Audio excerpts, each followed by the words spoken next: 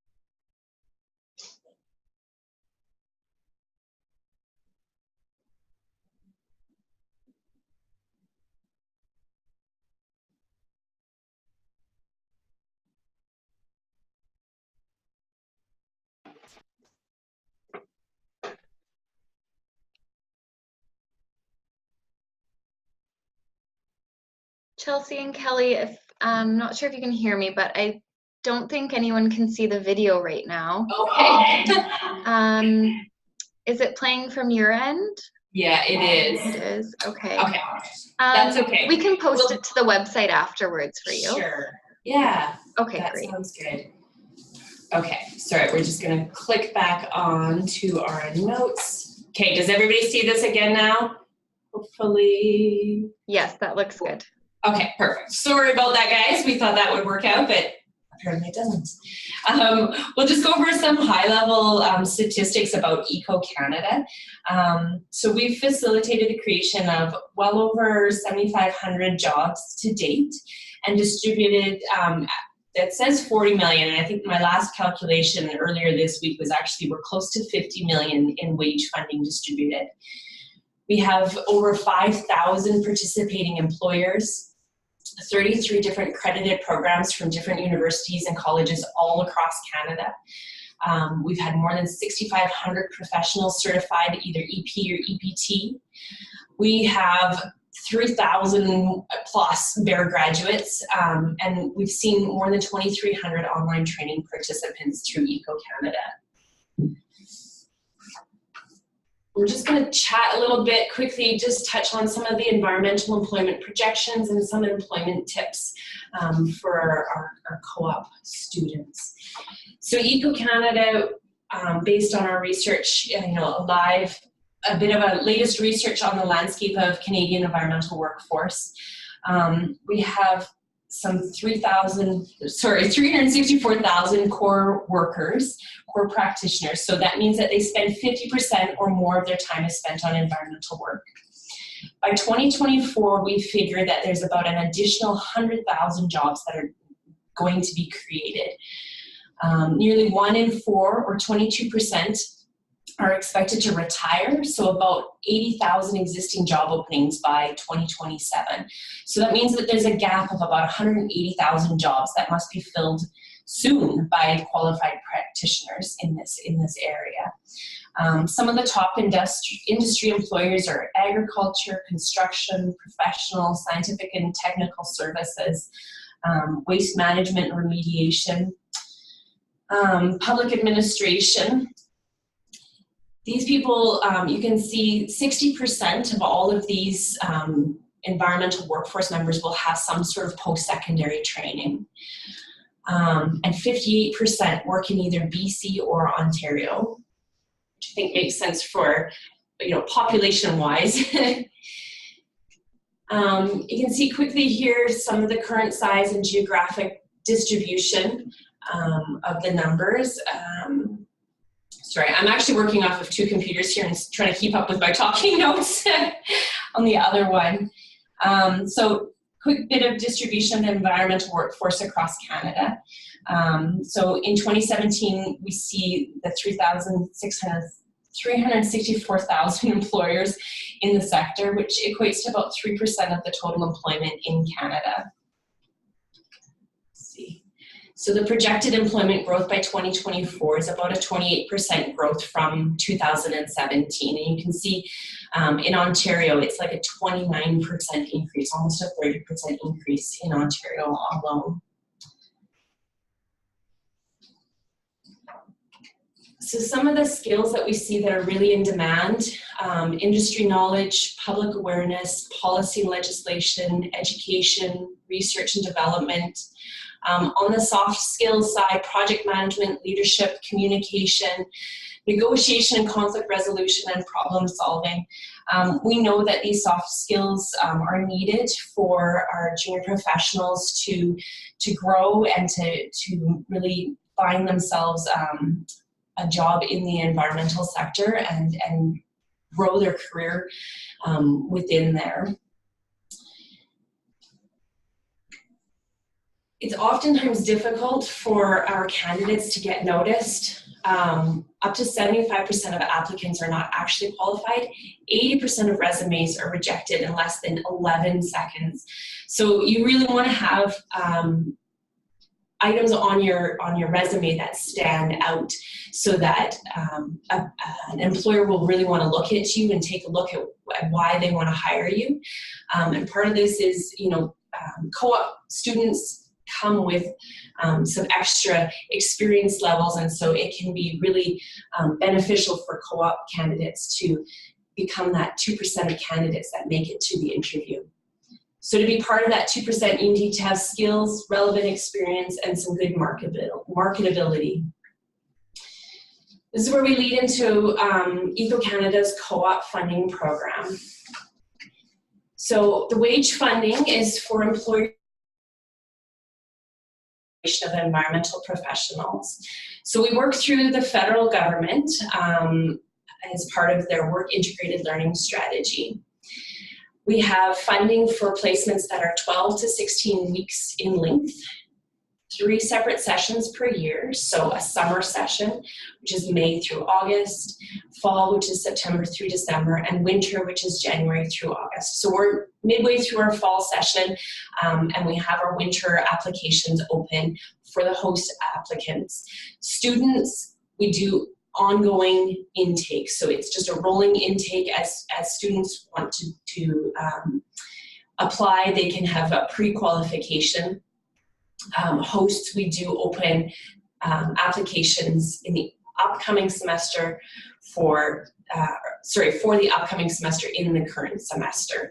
So right now, winter applications opened the week of September 9th.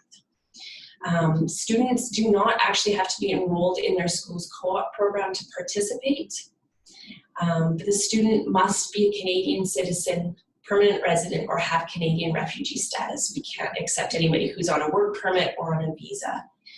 And there's no age restriction. So this is a really wonderful program for those that are transitioning from one sector to the next, and maybe are just doing some updating and retraining in their new field. So a bit more information for the host organizations. The employer must be Canadian owned or a Canadian subsidiary. We're not able to accept municipal, provincial, and territorial governments. They must be offering a full-time position, so 30 hours per week minimum is what we consider full-time. For a co-op position, that's 12 to 16 weeks in duration. The position must be environmentally related in STEAM or business, so STEAM being science, technology, engineering, arts, or math. The candidate must meet all eligibility requirements. So just because you might be offering a position doesn't mean that it's necessarily going to work out if the candidate doesn't also meet those eligibility requirements. Host organizations can submit multiple applications. We're happy to see hosts have 2 or 3 or 4 co-op students per semester or per year. And you can apply for back-to-back placements for the same students. So we know that it's not uncommon for universities to offer a winter co-op session, and then the student wants to stay on for the summer, and so they can actually apply to do those back-to-back placements for the same student and receive funding for both of them. A little bit of information for the students. So you must be currently enrolled at a Canadian university or college. You must be a Canadian citizen, permanent resident, or have Canadian refugee status. You must be able to complete an environmentally related work position in STEAM or business. You cannot already be an existing full-time permanent employee. You can have completed a previous work semester with them, maybe last summer or a year ago, but you can't be currently working for them in a full-time permanent position. There is no age limit. Again, I'm going to stress that because that one gets mixed up because we have wage funding for recent graduates, and those recent graduates are must be 30 years of age or younger to be able to receive that full-time wage funding. So it's one that we feel is important to stress. Students that are on work permits or visas are not eligible. And the student does not have to be enrolled in their post-secondary institutions co-op program. That's another one we like to mention a lot of times because we would term it as a self-led co-op. So, the natural break between in the summertime is a nice time for students to be able to complete a co-op semester and gain some of those relevant work experience. It's quite easy to get the funding. So you take the quiz, both hosts and candidates take a quick online quiz. It's 3 or 4 questions long, depending on which one you're completing. Just ensures that you're eligible. Once you've received your eligibility confirmation, you apply right online. It's fully automated. I think for the host application, it's roughly 4 pages long. You just need a job description, the approximate amount the candidate's going to be paid, what the training plan is going to be, and then it asks a handful of demographic sort of questions about the company, the organization, who the manager is going to be, that sort of information. For the candidate, it's very simple. If a candidate's applied for university, they should be able to apply for our co-op funding. It asks, again, just demographic information and the approximate date that they will be graduating. Once we've received that application, somebody here on my co-op team will review it. If we have any questions, we'll get in contact with either the candidate or the host organization to confirm the information. We will send back an email with the approval that says, go for it, find your candidate or find your host organization. Once you've found those people, and we don't do the selection, so the host organization, they find their own student, they select their own student, and if the student that they've selected hasn't already applied to us, they can apply at that time. So it doesn't have to be that the student pre-applied for it. They can apply once a host organization selects them, and vice versa. If a student finds a really great host organization that's offering a really amazing environmental position, then they can encourage that host to apply for the funding on their behalf and receive the funding while they're working there. Once we've made a connection between the two, between the host and between the candidate, then we make the match in our system and send out contracts that both host and student have to complete. You return them back to us, and that begins the placement. At that point, we do have a couple of reports that both the host and the candidate have to complete. They're not difficult reports. I oftentimes tell people that if you can drink coffee with one hand and type with the other hand, you should still be able to fill the report in about 15 minutes time. They're pretty simple.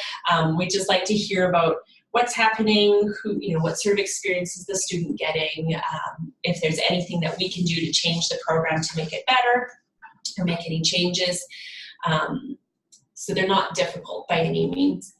You can be wordy if you want to, but it's totally up to you how much you tell us. Once we've received the reports back, we've received proof that the student's being paid, then we begin to send out the funding payments to the host organizations. Typically it's 2 payments per semester, so one after 2 months and one at the end after 4 months. It just depends a little bit on timing of how long the placement takes. And that's about it in a rough nutshell. So if you've got any more information that you need, you can visit our website or you can contact us. I can either go back up to that contact screen, or if you guys have questions, feel free to throw the questions out to us and let us know what you have. Sure. So I think Elaine's going to do the questions. Okay. How do I get them?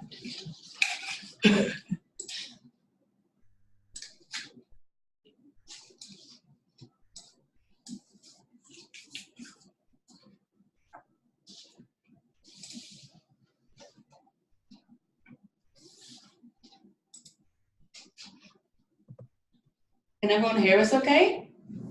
Okay, sorry, I wasn't able to unmute myself, so that's why I was quiet there. So thank you very much for getting me unmuted. Thanks very much for the presentation. There was a lot of great information there. And I'm seeing that some people are sending their questions through the chat, which is fine, but if possible, please send them through the Q&A toggle at the bottom of your screen. But some of the questions so far is someone's asking about the time frame for approval of the host. So we, in the past, we used to do a stop intake. So in other words, we would open up the host application, say in the middle or beginning of September, and we would close down the applications in October, and then review everything all at once and send out our approvals.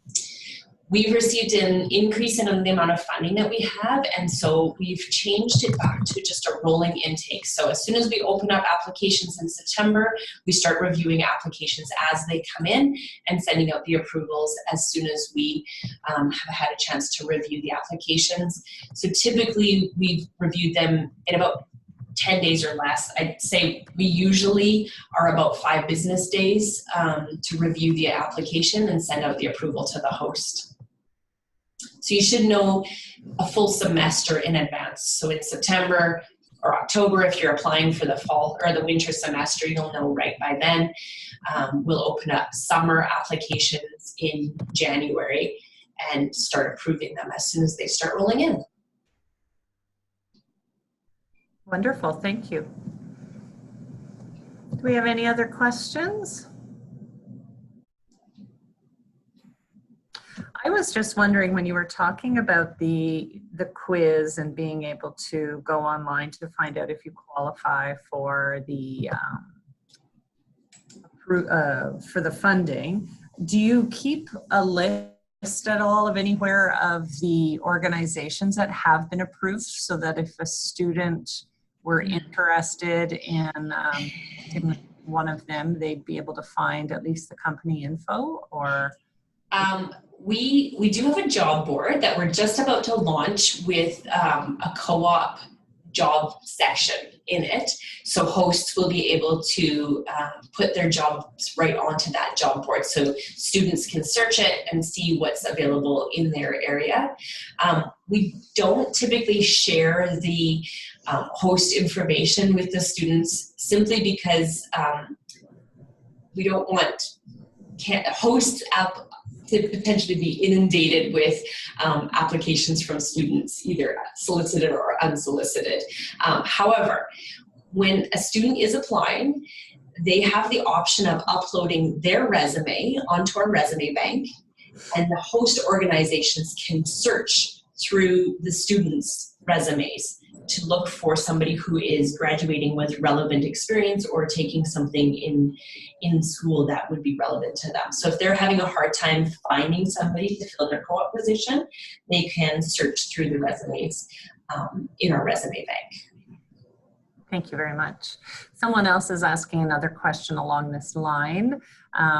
Do you have a central contact page, perhaps, where you would be able to share different college and university contact information, so to help employers if they were interested in reaching out to any of us? Sure. If a host organization comes to us and is saying that they're interested in co-op, they have no idea how to find a co-op student, at that point we would take a look at where they're located and what college or university is closest to them.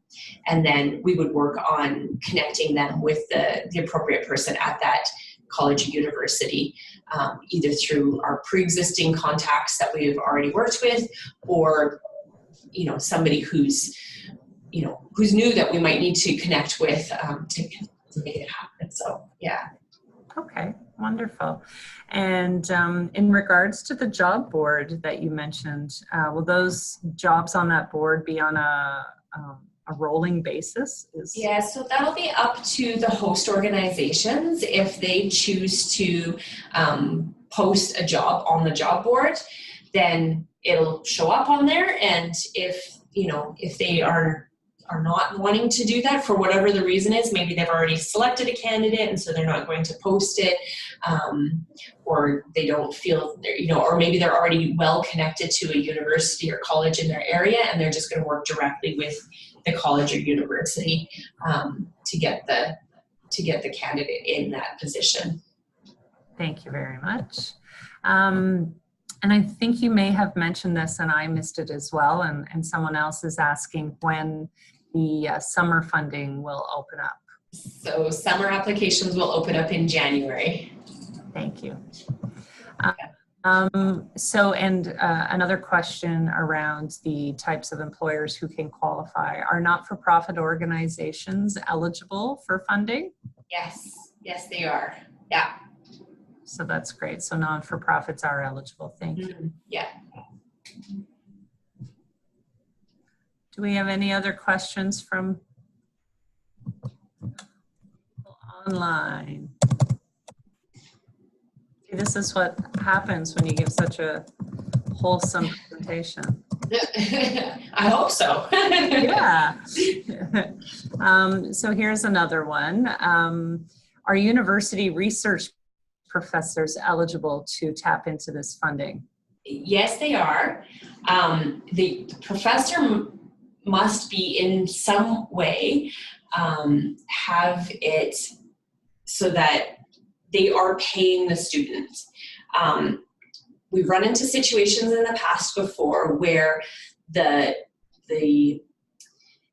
university is providing grant dollars directly to the student's bank account, essentially, which makes it so that they're not eligible to receive the funding from us. Basically, they have to be having deductions from their paychecks, so mandatory employment-related costs, so EI, CPP, that has to be deducted from the student's paycheck to be eligible to receive the funding. Okay, thank you.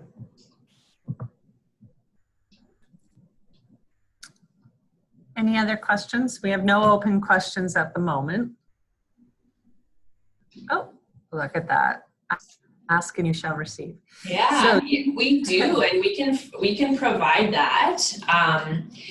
There is when you submit a pre-approval application, then the student does receive sort of an email with some ideas and tips and hints on, getting your resume in order, and print off a PDF that we'll supply that says, explains a little bit about the program so that the student can then go to a host organization to give it to them,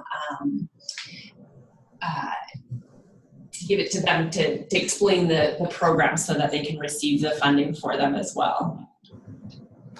So one of the other questions, and I think it might just be a wording issue, but if you would confirming, you're calling it co-op funding when the students aren't in a co-op. You're really meaning a work experience? Yes. Yeah. Okay. It is. Yeah. So typically, we can actually, anybody if they're completing a field work experience, oftentimes I believe universities refer to 8-month placements as internships as opposed to co-ops. Yeah. Which it adds confusion because we also offer internship funding. However, that is for recent graduates, not for currently enrolled students. So that's where we try to differentiate the two. Co-op means short-term, 4-month placements. You can do them back-to-back, whereas internship means full-time employment for a recent graduate. Wonderful, thank you. Another question coming out is a student that is available for work-study funding, and I'm thinking that is that funding comes from their institution. Could they also be eligible for the SWIP funding at the same time? Which I'm not sure that you'd be able to answer. Yeah, I was going to say, that's a bit of a, I think so, but I don't know for sure. Basically, if I could just say, I think you sort of answered it, because I think it would depend on how the institution pays their work-study students. Yes. They were getting a paycheck with EI and CPP, as you mentioned earlier, then I can't see why they would not be eligible for SWIP funding. Yeah. Do you agree? Yeah, I think so. As long as the placement, the host is not receiving wage funding from another organization or another funding partner like us for that same candidate, then it's fine. Right. And I believe my understanding is the subsidies for work studies ended a number of years ago, and some institutions have funded it themselves and kept it going. So in that scenario, they would be eligible. It would be similar to a prof hiring a student, right? Right, yeah. Okay, thank you. Yeah. Another question coming out is, how do I ensure our institution is on your list to connect with potential employers? Drop me a line. I mean, we have 33 accredited programs through Eco Canada, and we work with them, but we also have, contacts at universities and colleges that are not accredited that we work with. But we're just a little team of, 5 of us, and there's lots of institutions out there. So sometimes we are limited to the number of people we can get into contact with. So feel free to reach out to us and add yourself to our list, and then we'll be able to connect with you for sure. Wonderful. Thank you very much. Do we have any other questions coming through?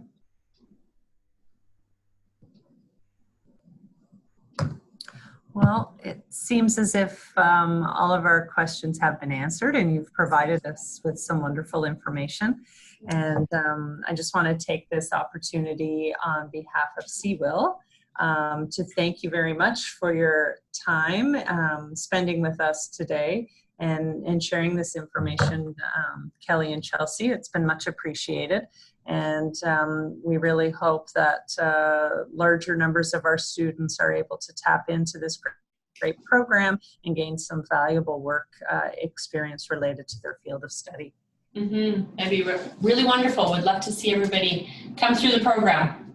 Wonderful. Thank you very much. Thanks, everybody. Stay tuned for more SWIP webinars coming up, and you can find the listing of those on the CEWIL page. We're updating them as these webinars get scheduled. So thanks again for everyone attending, and thanks to our presenters. Have a good day, everybody. Bye. Thank you. Thank you. Bye-bye.